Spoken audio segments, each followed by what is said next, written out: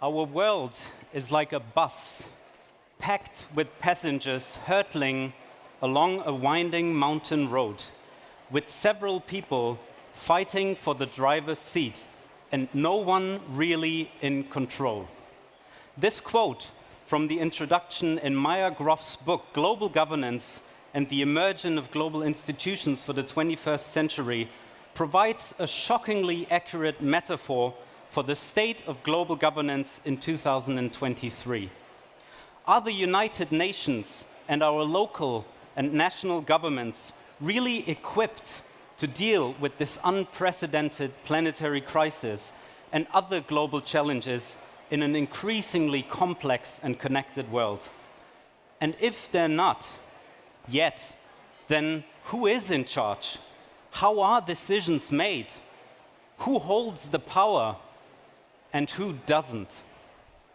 The architecture and the inner workings of our current institutions need to be examined, reformed, and rebuilt in order to cope with the crisis we face as humanity. This session is all about providing inspiration for how we can do that. Before I welcome a wonderful panel of exciting speakers up here, I want to encourage you to open your hearts and your minds and your body and your spirit with a performance and a surprise by Minuit Douce. And I'll be back here in just a few moments.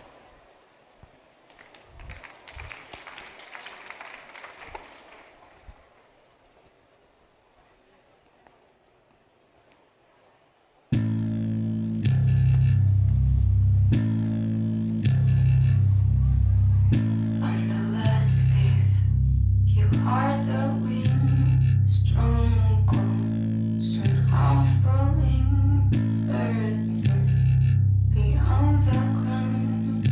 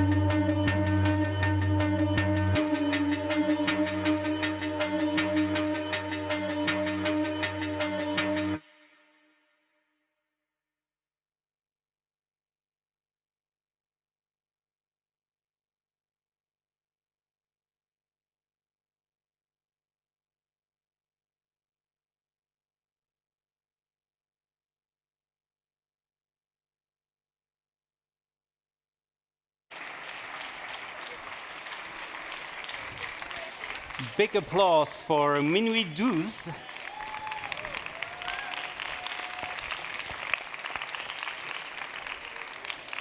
Minuit 12 is a Paris-based collective of dancers who use their bodies to explore new narratives about the planetary crisis. And in fact, they've just come here from a protest and a dance protest in front of the General Assembly of Total Energies. So thank you very much for making your time here as well.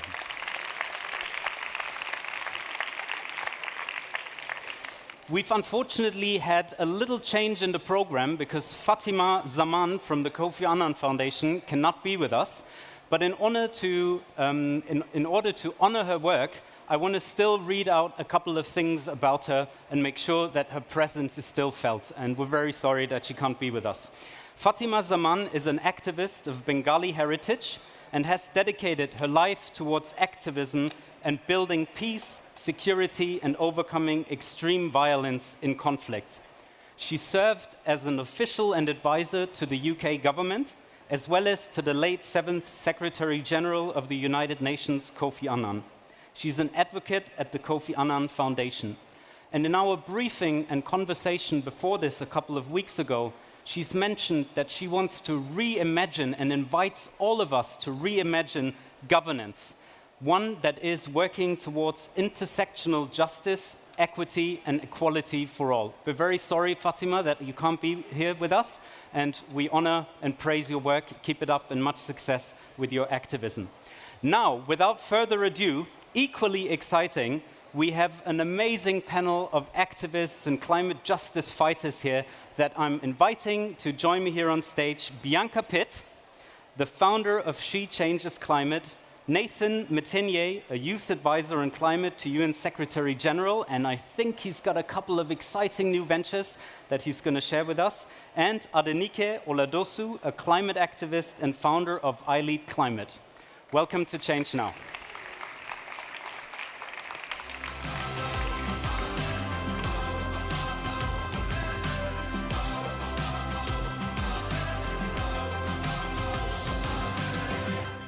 Well, thank you, first of all, for making all the way here. I know that traveling these days, especially international travel, can be tiring and exhausting.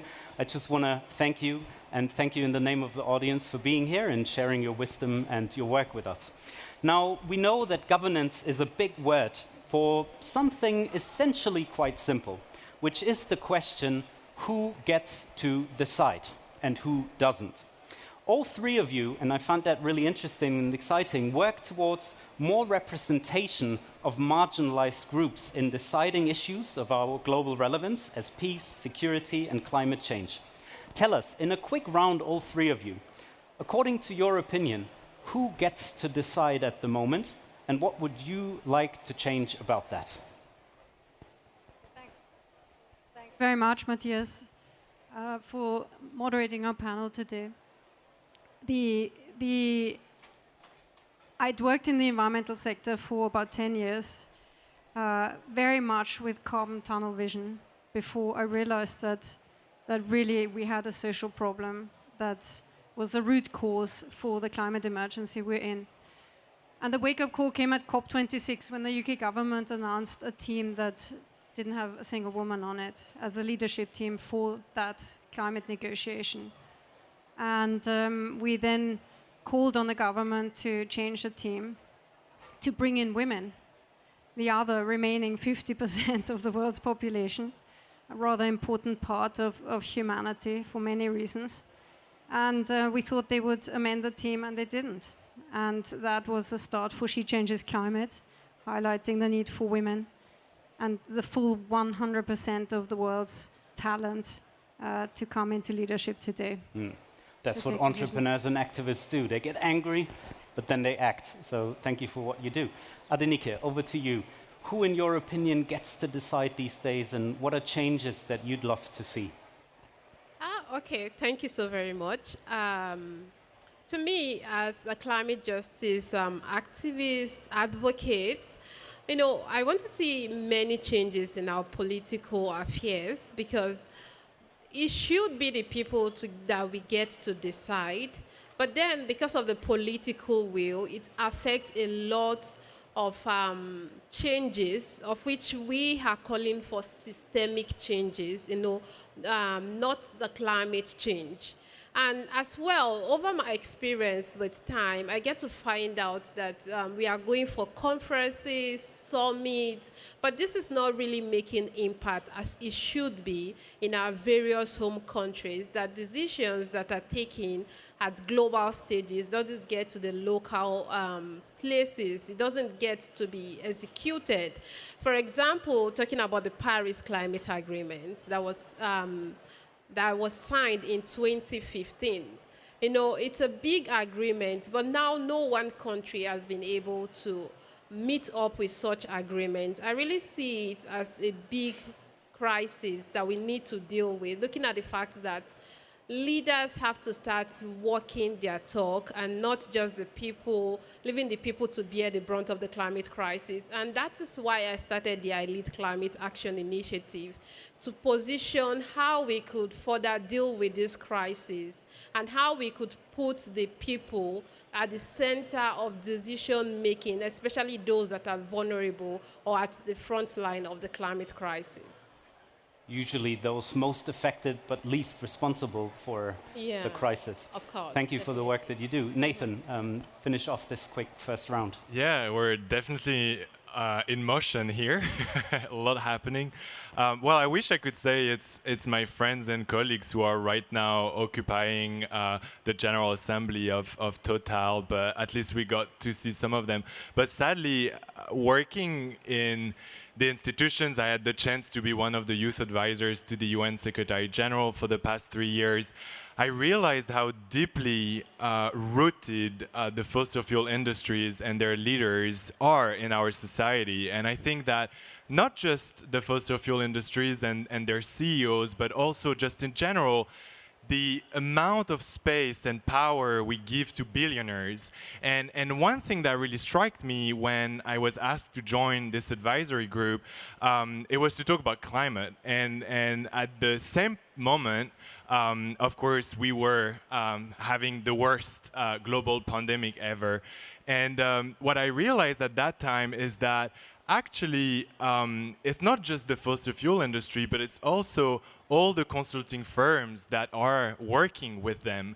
And to quote the COP26, I was so struck when I realized that one of the implementation partner of the COP26 was the Boston Consulting Group that probably a lot of you know, and it's the same as the McKinsey and Deloitte and others, were actually the one also advising the 25 of the biggest fossil fuel industries in the world. And so I think that the people in, at least what I've seen, and I'm just 23, so it's not been a long time, is very much in the hands of those very powerful individuals, and in some ways are also connected or benefiting directly from the fossil fuel extraction.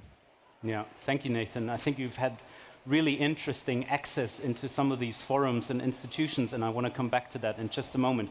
Bianca, I want to start with you. You're the founder of She Changes Climate, and you take, let me say, a feminist approach to climate justice, arguing that it needs equal representation in decisions to make them a success.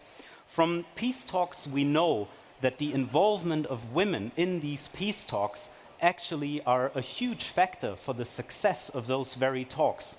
Now, I'm a bit puzzled, and this might be a very easy question with a lot of backdrop, but why isn't it happening? If we see that these talks are more successful and better for all of us, the more representation there is. What's your interpretation?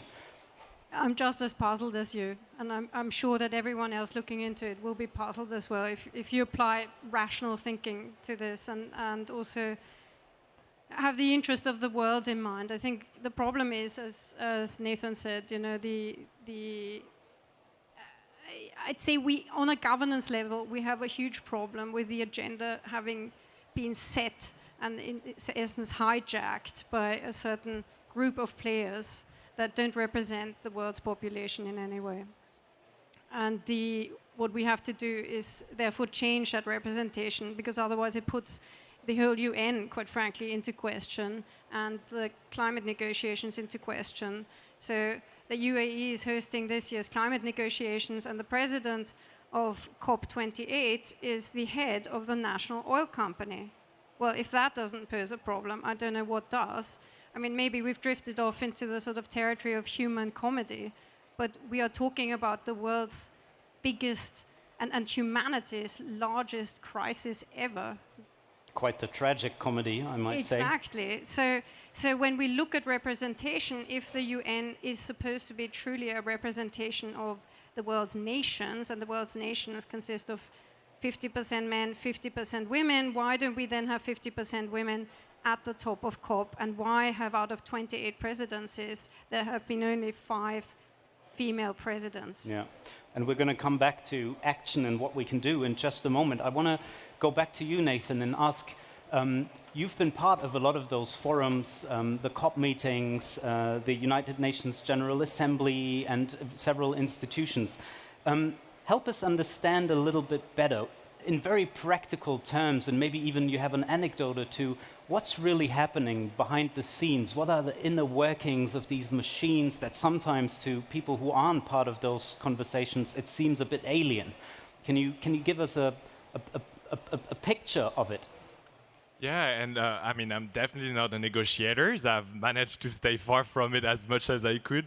But I think what's really struck me is how disconnected these people are, and our negotiators, as much as they're trying their best to, like try to change and to advocate for some things, they're so disconnected. Like you enter in those events, remember the COP26, the air was absolutely terrible. There was no air circulation. The food was terrible. Everything was white. Everything, like the neon and everything. And so I think that what I've realized is that also those people who are advocating for our future, who are trying to sort of draw what our world could be and could look like, and how fairness and equity and sort of what we call the green transition and the fair transition could be, are so disconnected from their very self, but also their peers, and then eventually also to nature, right? And I, just a week ago, I was invited by Christiana Figueres, who actually, was was the UN chief in 2015 during the Paris Agreement, and she is now an activist, and which is quite funny in itself. She organizes retreat where she brings CEOs of businesses and CEOs of philanthropies and policymakers and activists together. Because she thinks that if we sit together, if we meditate, if we share some spaces of vulnerability, then we can see the human. And from that, maybe we can create something better. And I truly think that if there was more human, if there was more dance like we just had right now in those negotiations, maybe we could achieve more, and maybe we could actually make some progress, because we're heading to the COP28. Like, I wasn't even born when it started. Yeah. And do you think, maybe quite a critical question, but is it a charade? Is there value still in these meetings? Do we have to demolish them and rebuild from the ground, or can we reinvigorate and innovate? Yeah, I mean, as Bianca said, Bashar al-Assad is invited to COP28. Like, like one of the most terrible dictator you can find in this world. So clearly, this has become a charade. But I think people are still going because they want to see the people. In the youth climate movement, one of the biggest moments where we organize, when we create solidarity, when we create a new initiative I'm part of, which is the Youth Climate Justice Fund. Maybe I'll talk more about it in the session after. That happened in those moments because we can be together and we can find the human, and we can then co-create some solution. So that, I think, is really powerful. I think it's very powerful when you give back the power to the people, and especially to the most marginalized, especially in countries where people are really struggling, BIPOC and queer people. But the negotiation in itself, I think, is an exercise that now is quite sadly useless. Yeah. So we've heard bringing your whole self and bringing art and different perspectives into these, creating maybe new spaces and new forums that are driven by a different mindset and with a different intention as sort of actionable things that we can do. I'd love to turn the attention to you, Adenike. You're really on the front lines of the fight against climate change and for climate justice. And everyone who's involved in that fight, whether directly or indirectly, knows how exhausting it is and how prone to burnout activists are and all of that. What would you wish political leaders and world leaders did for young climate justice fighters like yourself? What needs to change very specifically and practically, if you had any things to share? Okay, so for me, I feel burning out is a reality for activists like me and other young activists in the movement, because you get frustrated that you're trying to demand and then asking for accountability, but all of this demand is not coming through. But as well, when you look at world leaders, and today what they talk about is the fact of climate or neutrality, achieving net zero by 2040, 2050, 60s, or thereabout. But then when you look at it realistically, by 2040, 50, 60s, will these leaders still be in that position? So it's clearly a tactic of trying to shift climate justice or the brunt of the climate crisis to the next generation to bear, because they are not ready to do anything. They are indirectly denying the climate crisis, because you have 4 years or 5 years as a president or a leader. What do you have to offer within the 4 years or 5 years of your leadership? So we have to start preparing about that, and not to talk about, 2040, 2050. Just imagine a country like Maja already bearing the brunt. There is flood, there is drought, not just a single crisis, but multiple crises to deal with. As we are dealing with the flood, we are dealing with drought, clashes between the farmers and the herdsmen, and now the Lake Chad. Now imagine if we could wait for 2050 before we recharge Lake Chad. It might have dried out. It might become like the mega Chad Lake that have dried out about thousands of years ago. So imagine also in the Niger Delta region where there is oil spillage. So if we could say we are going to achieve carbon neutrality or stop gas flaring by 2060, it means the people in those regions will keep bearing those brunt of those crises of lack of access to safe drinking water, lack of access to livelihoods, which could hamper the safety of those people in the region, because loss of livelihood in region of such, maybe Lake Chad, it fuels them to join vulnerable groups like Boko Haram, ISAP, and then they become perpetrators of violence in their community. So we need leaders to keep to the time frame within their leadership. What can their leadership give within that time frame? They have to start discussing about it. Enough of, by 2050, 2060, what happened to this year? What happened to next year? What happened to this decade? When we get to the 2050, then they might say, okay, let's wait till 2080 to achieve carbon neutrality. We cannot make achieving carbon neutrality a distant goal. It has to be now.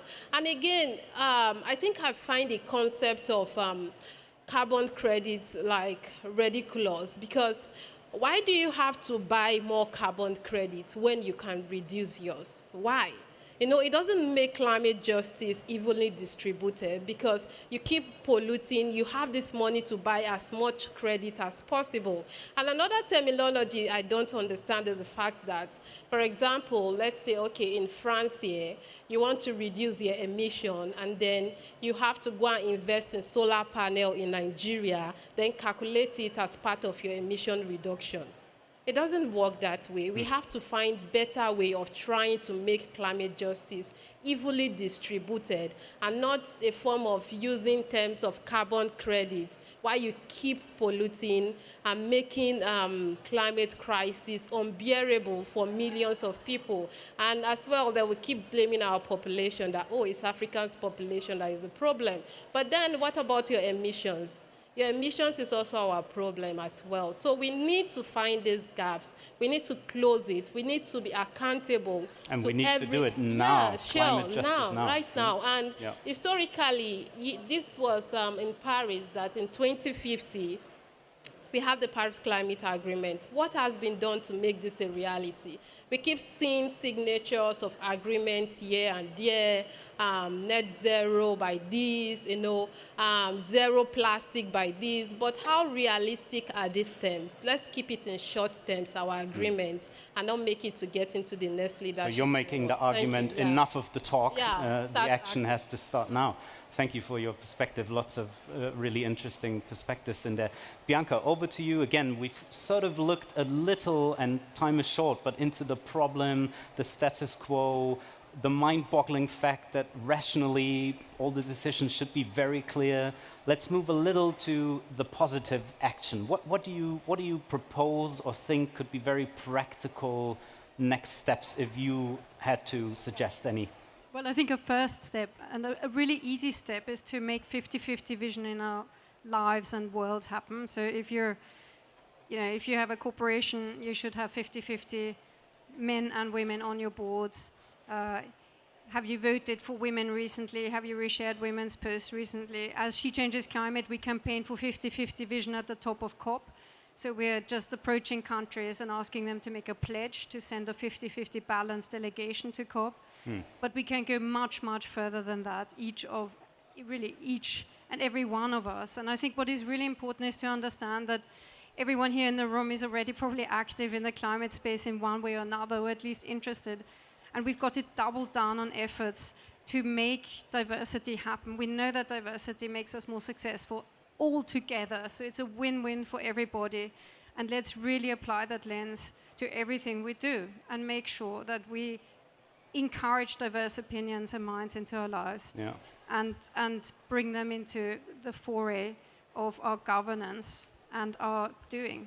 Yeah, and I think what's so compelling about this is that whether you demolish and rebuild the institutions or you work with the existing ones, this push and this pledge and this commitment towards bringing more diversity into these spaces, we can do it right away. Absolutely. Today.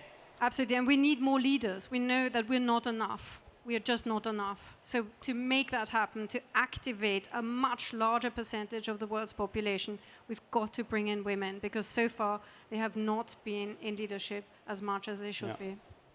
And it is a leadership issue also in terms of making this change. And I want to quickly, for a last moment, turn to you again, Nathan.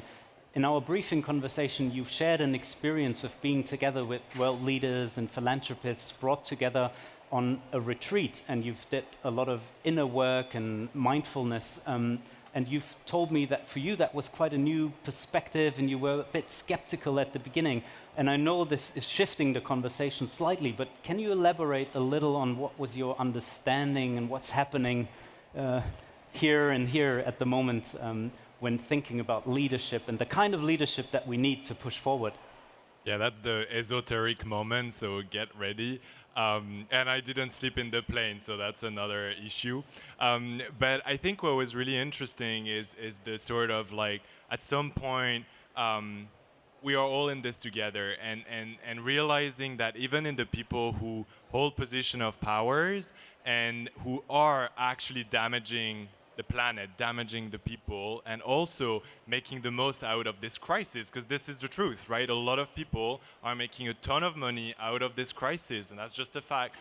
These are humans, and if we bridge, and I can't even imagine I'm saying that right now, but if we destroy the bridge with these people, then there is no chance to come back, because these people, those billionaires, those CEOs, they already live in a different world. They already attend different conferences. They already have houses in the most climate safe space in New Zealand, in Denmark, in the north of the UK. So they're already out there. And if we don't manage to bring them back and to hold them accountable, then that's the biggest issue that I think we face. Okay. Building that bridge and keeping that rich, maybe as a final statement.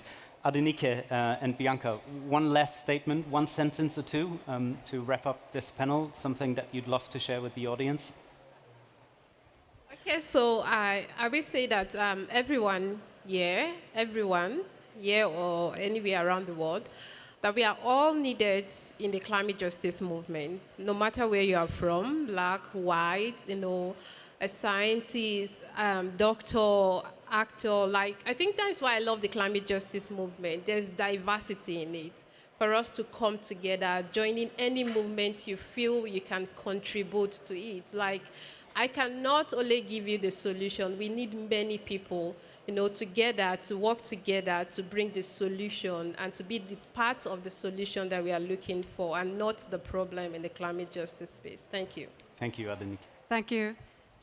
If we are in leadership, if you are in a position of leadership today, then make sure you share that leadership and that you start distributing that leadership to make many more people leaders. If you're not in leadership today yet, you are called to leadership.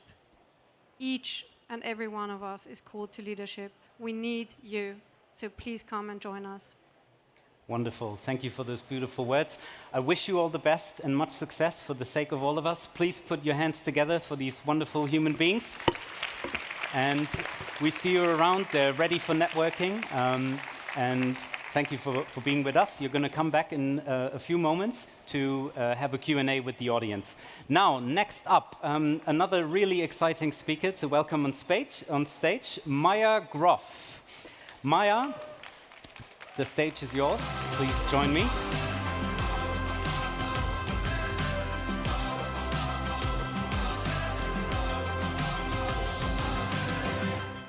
Thank you, and welcome to Change Now.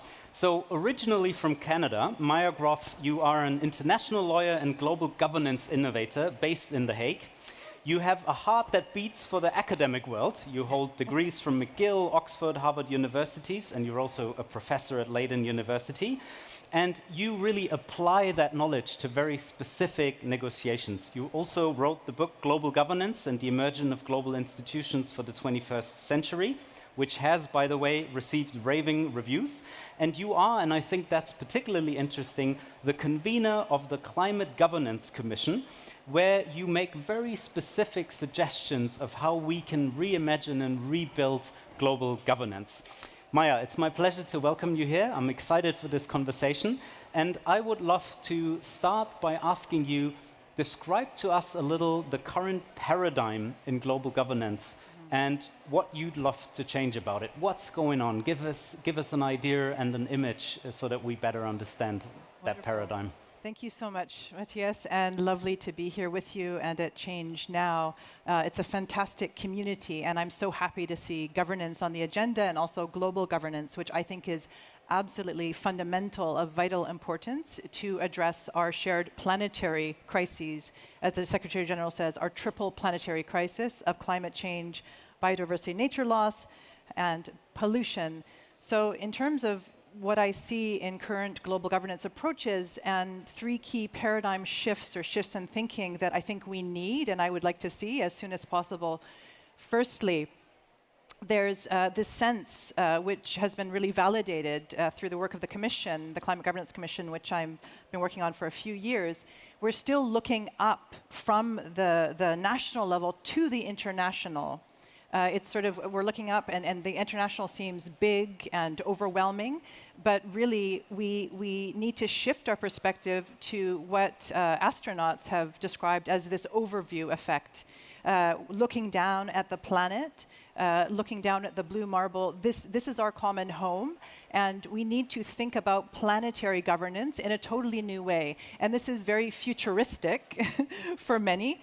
But the future, we love that here. The future is already here. Yeah. We're already, seeing so many tipping points, destabilizations in our climate system. We need to shift our perspective to look at the planetary level in terms of governance and really upgrade. Second paradigm shift is we've sort of acquiesced to very low expectations for our international environmental governance, sort of a vicious cycle of not disappointments precisely. We've been very good now at developing some very strong international norms, Paris Agreement, countless, hundreds of multilateral environmental agreements, yet we've been very weak on implementation, accountability, and enforcement. So these are key areas. We need to cross that bridge to make them actually binding, enforceable, implementable. And the last paradigm shift I'd like to see, which is specific to climate and planetary ecological crisis, is to have the science drive the governance, then vice versa, the governance again acquiesce to political forces rather than having the hard scientific limits. As Johan Rockström is fond of saying, who's on the Climate Governance Commission, you can't negotiate with planetary boundaries. These are hard limits, and our governance needs to fit within and respond to it, and not vice versa. One of the biggest innovations in global governance, and you can disagree or agree, of sort of the last century was the United Nations, and after Second World War, sort of this idea that we can have a bit of a global government. Why do you think, have we become lazy, or is there too many powers that we don't see at play? Why so little innovation in how we make decisions, who makes them, how we hold people accountable? Sort of all the three things that you mentioned. What's behind it? What's the mechanics? Yeah, it's a combination of factors, and indeed, I think part of it is a lack of initiative, to put it politely, rather than saying laziness. But it's the UN Charter was drafted and adopted in 1945 with the intention for it to be really revised and looked at holistically within 10 years. So by 1955. And here we are 75 plus years later, and we still haven't had a comprehensive review. We lost quite some time. Yes, but I see this all the time in international treaties, making processes. Countries often forget the original intentions, so it's a bit of collective amnesia, lack of doing homework, also the inertia in the system because of collective action problems. Who takes responsibility for the whole of the international community, for the whole of the planet? It's supposed to be the UN Security Council, but sadly we see self-interest of states really playing out there rather than a really clear focus on the collective whole. So I think there are ways to overcome the inertia in the system.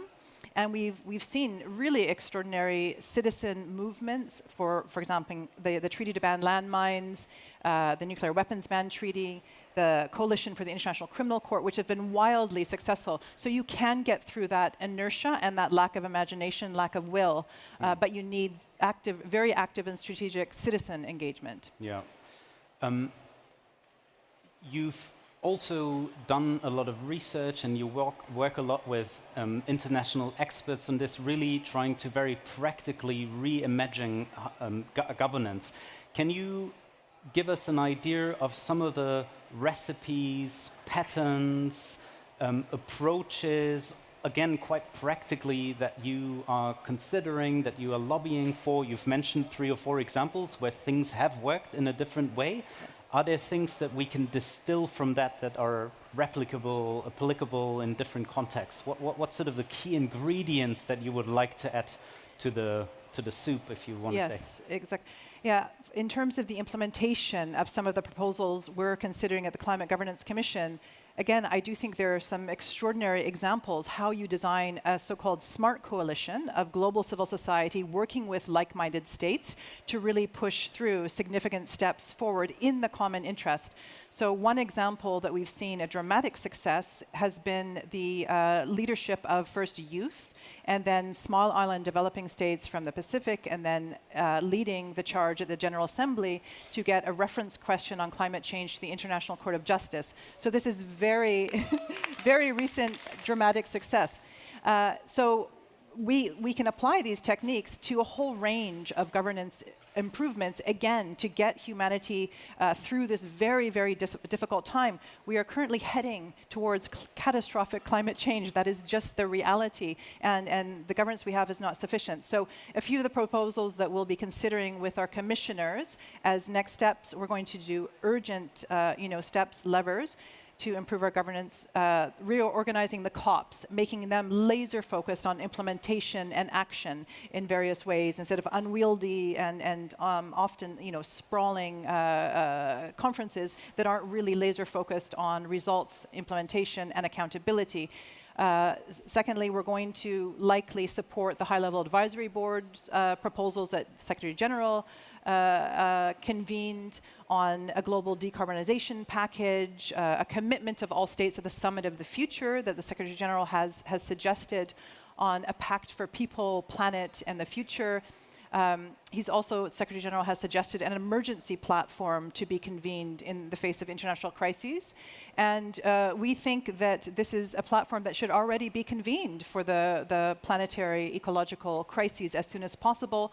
Perhaps a statement of the UN General Assembly on a declaration of planetary emergency, as well as tightening up screws in our current international treaties, international architecture. How do we use trade law better to accelerate climate ecological action? How do we use the International Court of Justice much more regularly on environmental issues, among other proposals? So we're looking at very near-term governance improvements, but then at the same time, which I think is really important, is that we also have to start thinking about next generation planetary governance, Earth system governance models and mechanisms, and indeed institutions. For example, a global environment agency, which scientists have been asking and suggesting for years. Many years, yeah. Yes, and also former heads of state have also suggested and tried to put this on the agenda of the international community, but we really need the momentum from global civil society and citizens around the world. Can we look a bit, and let's do a quick deep dive. I don't want it to get too technical, but I think it's interesting from a practical perspective, sort of this architecture. You said there's suggestions that you're making for how to improve COP negotiations. We've heard about better representation, better processes. Sort of, can you tell us what the screws are? You've mentioned a couple of them, but who are you talking to? Who are you suggesting this to? Who are you working with? Help us understand the machinery behind this and the chances for success, and what are the roadblocks maybe? Yeah, obviously these are very big planetary issues which have many dimensions.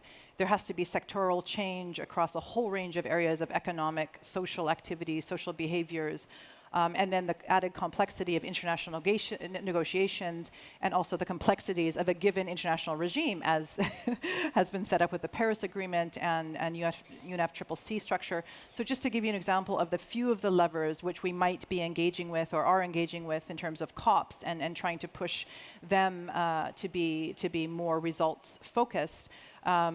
Firstly, issues of sort of breaking down discussions by sector and having very clearly focused decarbonization discussions, fossil fuel phase-out discussions, having them broken up into smaller meetings throughout the year, which again are much more action-focused, but also have input, more clear and direct input from scientific and technical advisors to depoliticize the process. Also, there's some very interesting suggestions from mediation specialists about how to sort of psychologically and from a mediation skills perspective, how to make the COPs much more effective generally, even if they stay larger. How to facilitate them exactly better. What is meant by consensus? It doesn't mean that every state has to agree exactly. It's more reading the room and getting the general consensus. I mean, there are other suggestions that we have to get beyond this consensus rule in general, because it's been watering down policy. And some of the commissioners on the Commission are already talking to senior officials at the UNFCCC, Paris Agreement, Secretariat officials. Were also discussing with this new program of youth negotiators and other youth activists who are engaged with different delegations in negotiations. Also, the business community. I think Nathan and Adenike would be ready to take that up. Excellent.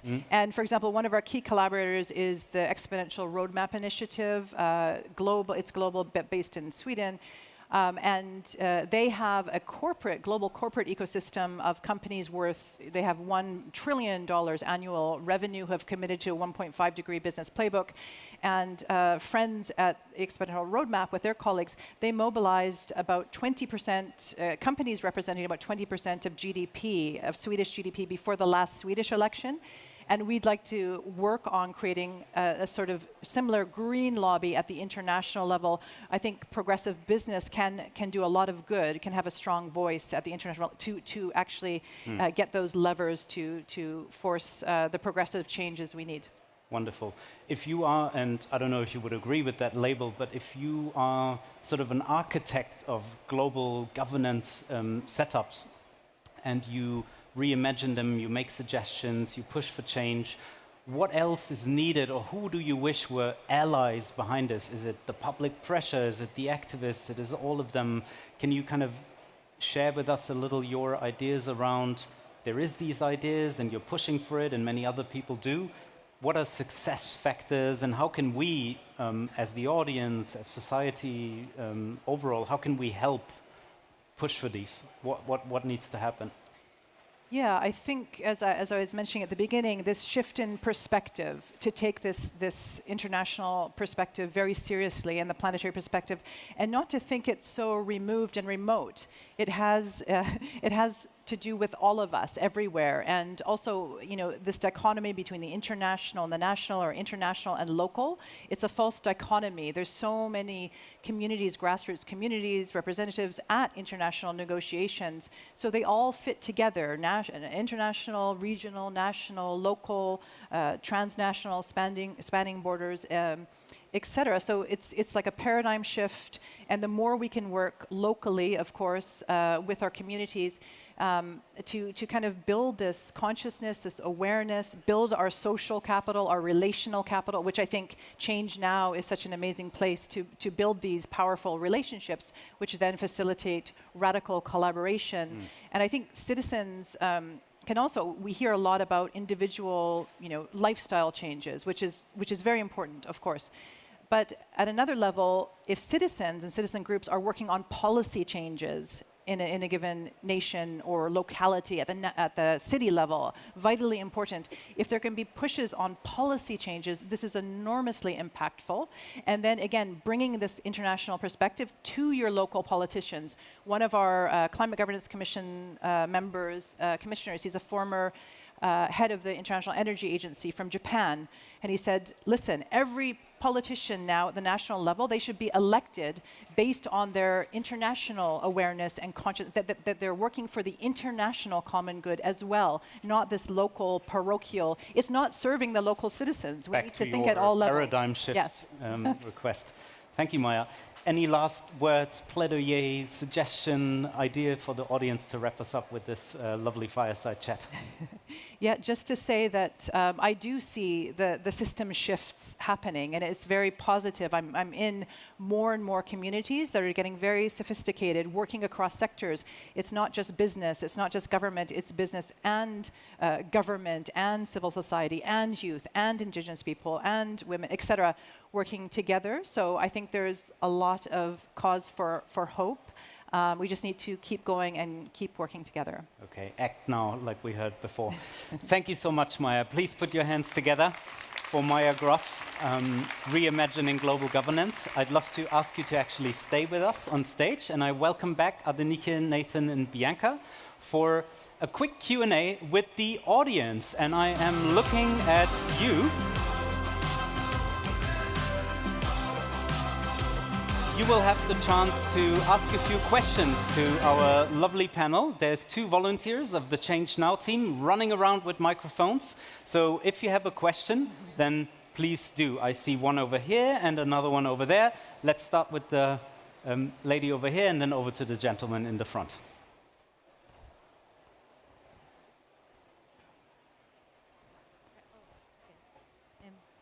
Is this fine? Yeah. Okay. And please don't hesitate to very quickly say who you are and what you do, just so that we get an idea. But let's keep that very brief. Thank you. Sure, yes. So my name is Aditi, and I'm actually over here with World's Youth for Climate Justice. Thank you, Maja, for the kind shout-out. So my question actually would be in 2 parts. First would be to the youth activists, and then maybe Maja could jump in, and Bianca could jump in, up to you, would be that while I understand that there is a lot of push that states need to come together and at these collaborations, like at these conferences, like all the COPs that are happening, don't you think that, this has, even though it's slow, it has come a long way, and if these negotiations are fundamentally to change, then how do you think that could happen, that could be progressive? Also, second, how do you see yourself in that position that Maja mentioned with youth negotiators to bring this consensus of maybe 193 states that come with different agendas to these conferences, while having while coming to an agreement, to come to an ambitious push and an ambitious agreement that also, mind you, can be implemented later on, because most of these agreements are usually soft law and they're very hard to trickle down into domestic laws. So how do you see that happening? And it would be interesting to know from the youth perspective. So, yeah. Few questions merged into one, but maybe you can pick up on nuances of that question. And please, whoever feels called, you can grab the microphone. Okay, so, hello? Maybe just a moment. Try again, please. Hello? Well, okay, so it works. I have a lot of thoughts. I'm going to try to be quick. First, most of the countries in the world are either dictatorship or authoritarian governments. And so these whole models rely on a system that assumes that people are willing even to talk and go around the table. So that's one that I learned the hard way. The second thing is, I think, while I agree with you when you say that change through these institutions is very incremental, I do believe that the suggestions that you're suggesting are very incremental as well. And in history, change has never happened in an incremental way. Change happened when people mobilized, when people pushed government to act. And we know that, some of us, because we worked in Brussels at the time of the European Green Deal, and the only reason why the European Green Deal was got is because we mobilized and we led the largest environmental movement in history. And it was the same with the Inflation Reduction Act. Like if young people wouldn't have occupied Nancy Pelosi's offices and all those MPs and Congress people, it wouldn't have happened. And so there's a big part of me who really wants to put all of this incremental change to the beam and say, let's focus on empowering communities. Let's focus on empowering grassroots activists. Let's focus on empowering youth-led mobilizing, on climate justice, BIPOC-led, queer-led, so that they can bring the change and hold policymakers accountable. Because even if we get the RAA, the European Green Deal, and all those big policies, we have a Bolsonaro, we have a Meloni, we have a Donald Trump. So for me, it's really, really time to move out from this incremental change and really put pressure in a people-powered way. Adenike? Can you hear me now? Okay, yeah. So just as Nathan has said, talking about governance type, some dictatorship and, some they are democratic in governance. But as well, I really feel like the title of this panel still boils down to governance. All of this crisis that is happening, it has to do with governance system, the system that needs to change in order for the change we need to happen. For example, let's talk about COP, the United Nations Conference of Parties. COP have started right from when I've been born, since 28 years. Now imagine, up till now, I'm grown up now, and we are still negotiating. So one question we have to ask is, are we going to negotiate all through our lifetime? When are we going to start that implementation phase? When are we going to move from that negotiation phase to implementation phase? Because we have leaders that we come to COP with beautiful speeches of how they are doing this, they are doing that. But why can't we ask ourselves what has been done in the past 1 year? How are we setting this pace? What are the implementation we need to start taking out? You know, we need to start rolling out, I mean. How do we phase out fossil fuel, which is the big deal that we need to deal with? You know, one of those things that, that looks strange to me was when it takes 27 years for the loss and damage to be in the formal test. You know, for us to accept that, yes, we need a loss and damage fund. What happened to COP, the first COP, the second COP? And why is it up to the 28th COP that we have to start talking about the loss and damage, like putting it on the agenda? And up to now, we are entering into another COP. What has been done to the loss and damage fund? We are here talking about operationalization. Do we have to still wait to set up a system? You know, it's a fast thing. Climate crisis is not waiting, it's happening. As far as we have, there's some form of changes, a kind of progress, it's not as much as how we expect it to be. We need fast changes, you know, in order to deal with the crisis. And it has to do with changes in governance system that we make this change to become possible. And so if we continue to go with conferences like these, that negotiation, we'll keep negotiating. When we come the next year, we keep from where we start from. Another year, it's a slow process, and we don't need it right now. We need a fast system of switching from negotiation to implementation. What are we implementing? What are we implementing? How much have we implemented? Where are the accountability of what has been implemented in the last COP? You know, we need to start that phase of governance system that could help us to move ahead. So what I hear is changes in governance, but also big pressure and big ideas and movement. Bianca, you wanted to share a perspective. Someone said to me the other day, they think the world is in puberty. And I really want to think of it that way. You know, I think we're going through a turbulent time. Unfortunately, we know that the changing environment is not going to make governments easier. It's going to make it harder. We know that we've got to question absolutely everything. And at the same time, we have to build consensus and come to solutions. And that's very difficult. There's a real tension in that.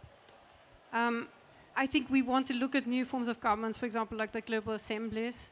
We haven't mentioned those yet, where citizens are called within nations to come and speak for the citizens. I think increasingly we will want to see that type of governance, perhaps within nations. And very much back to what Maja said on international governance. We need to think in a global way of ourselves as citizens on this planet rather than of just the village or the community.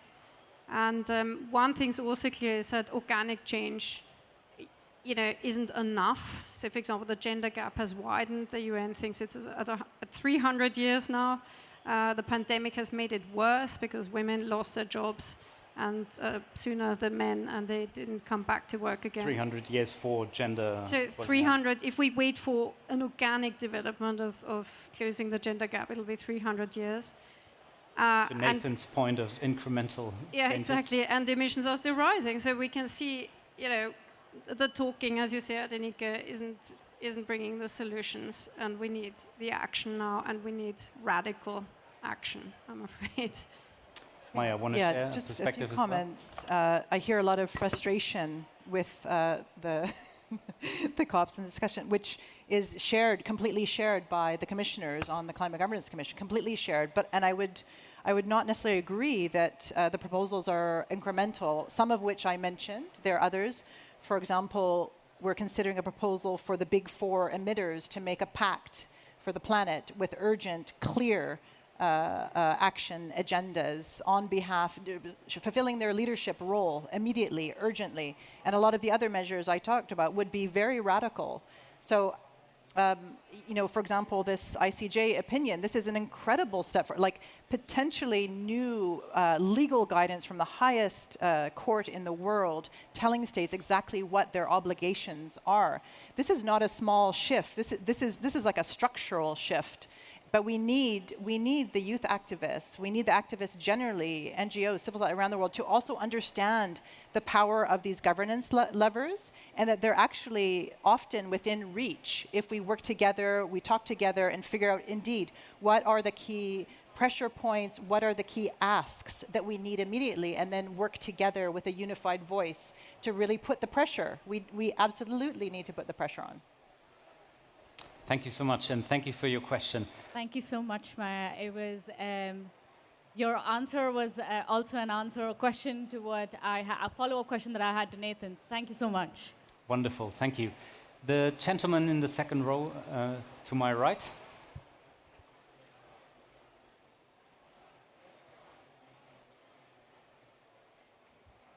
My name is Christian Thalacker. I'm from Luxembourg, and this has been a very important discussion. Thank you. I used to do due diligence, and now I'm looking for inspiration, so I volunteer on a CSA in Luxembourg. And my question is to do with what tax, for example, would you fight for, or would you litigate in the correct jurisdictions? For example, Luxembourg is home to almost 6 trillion. It's the biggest in the world for fund administration. What tax would you litigate, would you fight for to fuel climate justice? And the reason I bring it up is the analyst at the Swedish Central Bank, Christina Cella, said that current stock portfolios are aligned with a 2.77 rise Celsius. And she said this is unsustainable, this won't work. And so not only do the mutual fund companies and the management companies need to join board, but also the bond markets. Finance-related question. Maja, do you want to respond? Sure. Your question was taxation policy in particular?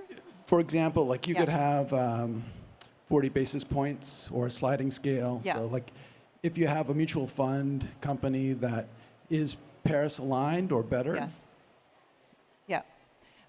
That's like a specialist, very specialist question. It's an excellent question. And I also love where you're going, because you're talking about actual regulation and also using taxation as a key, regulatory mechanism, which we're still not doing, nearly not across the board, right? And we at the Climate Governance Commission, we did research on, kind of a package of key vital policies that each country should be implementing. Right now, countries are just reinventing the wheel, if that, to try to work up the policies of excellence that would drive finance in the right directions, drive green innovation, clean tech, phase out legacy fossil fuel industries. So what I would say is that there probably is some thinking on that. I don't know specifically on that issue, but I can connect you. But also this is like exactly the thinking we should have. We need the enabling regulation to drive the financial allocation and also the system change, the clean tech revolution. And just one point about that in terms of these enabling policies, regulations. Research at Oxford has found that if we do a decisive transition model with the proper policy, financial, regulatory support for clean tech, energy transition, including finance, if we get the right policies in place, we'll save ourselves $12 trillion by doing, this is Oxford studies, by doing this decisive transition model. So exactly the thinking you have is what we need across various sectors and various levers to drive the transition. Nathan.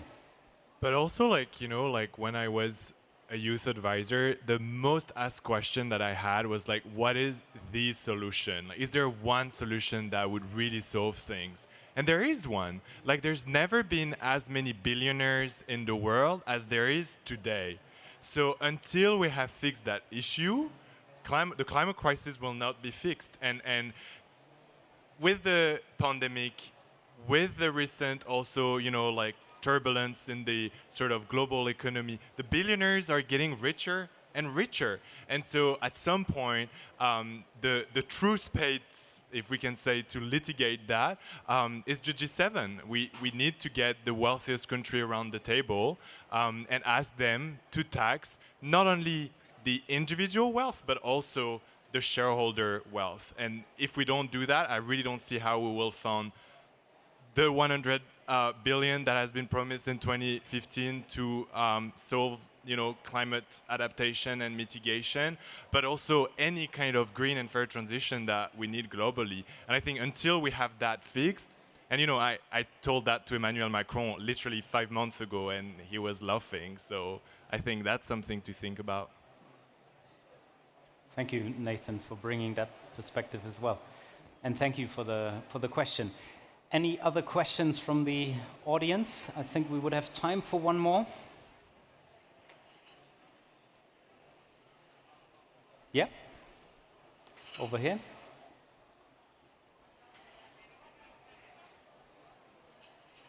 Oh. Hi, everyone. My name is Pooja. Nice to see you, Nathan. What is an example of like a successful governance structure that you've seen that you'd like to be replicated? That's it. Thank you.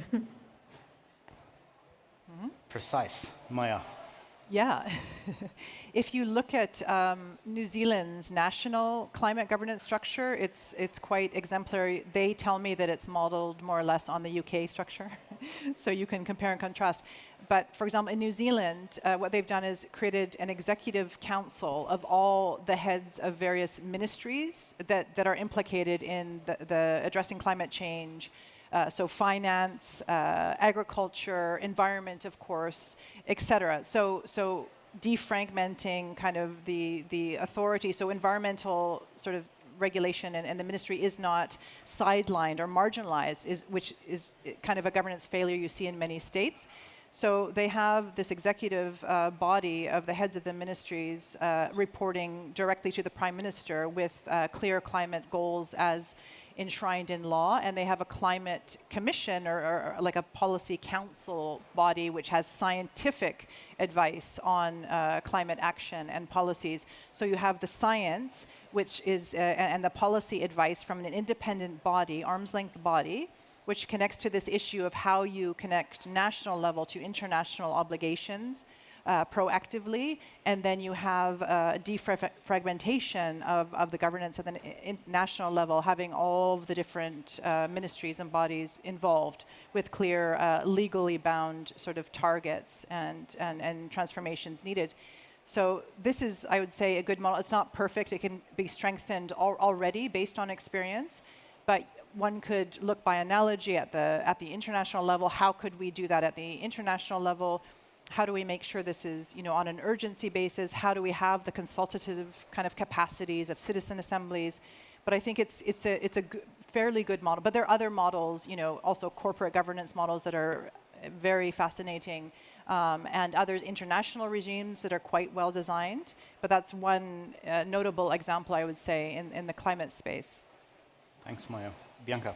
I think it's also important to look at emergency responses. I sat next to the national advisor on the vaccination program in Ireland yesterday, and they had a 98% vaccination rate in that country, which is I have to say, pretty amazing. You've got to look at, since we're in an emergency, we've got to look at emergency governance here. Yes. So we have to have far faster responses with far more drastic, far-reaching measures. And this is something that we aren't seeing anywhere at the moment, or not enough, right? Mm-hmm. And this is what we now have to talk about. And this is why I'm very encouraged to hear that we might set up an emergency council at UN level to start implementing this at national level as well, as we did for the pandemic. Yes, completely agree with that. Yeah. Wonderful. Thank you so much. I think that is actually a good last statement here, that we do need to reimagine the architecture of global governance, but we also need emergency governance, because we are right on track to breach the 1.5 degree warming, and we shouldn't, and we have already breached several of the planetary boundaries. And so thank you for the work that you do. I thought you really provided some very thought-provoking ideas and perspectives here, and give it up for this wonderful panel, and much success with the work that you do. Thank you.